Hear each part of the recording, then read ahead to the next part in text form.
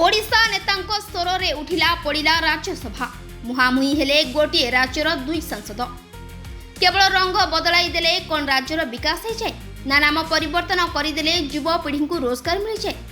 दिल्ली राज्यसभा जितेबले केरलर नाम बदलाई केरलम करने प्रसंग उठिला सेतेबले संसद में गर्जिला ओडिशार राजनीति।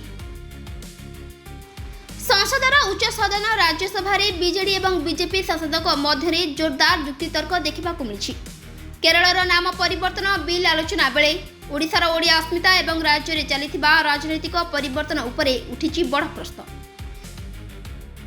केरलर नाम बदलाई केरलम करने प्रसंग में निजर मत रखु रखु बीजेडी सांसद सुभाषिष खुंटिया ओडिशा राजनीति एवं ओडिया अस्मिता उपरे एक बड़ वितर्क सृष्टि करते किंतु तांको कथा मझिरे बीजेपी सांसद Sujit Kumar point of order उठाई तांको भाषण को रोकिबा पाई जोरदार आपत्ति करथिले। तेबे सांसद सुभाषिष खुंटिया कहिथिले जे 2011 रे नवीन पटनायक नेतृत्व में ओरिशारू ओडिशा एवं ओरियारू ओडिया होइथिला जहाँ भाषा और अस्मितार प्रकृत सम्मान थिला किंतु आज ओडिशा रे नुआ उपलब्धि सृष्टि करबा बदलरे केवल पुराना योजनार रंग एवं नाम बदलाइबार ट्रेंड चलीछि।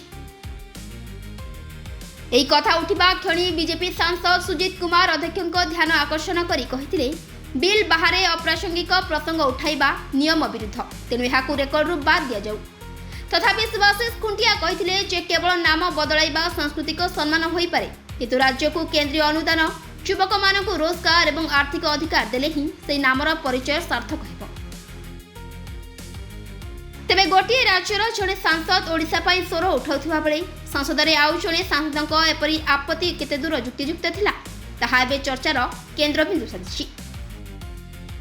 तेबे गोटे राज्यर जड़े सांसद ओडिशा पाई स्वर उठाउथिबा बेले संसद में सही राज्यर आउ जड़े सांसदक एपरी आपत्ति केते दूर युक्तियुक्त थिला ताहा एबे चर्चार केंद्रबिंदु साजिछि।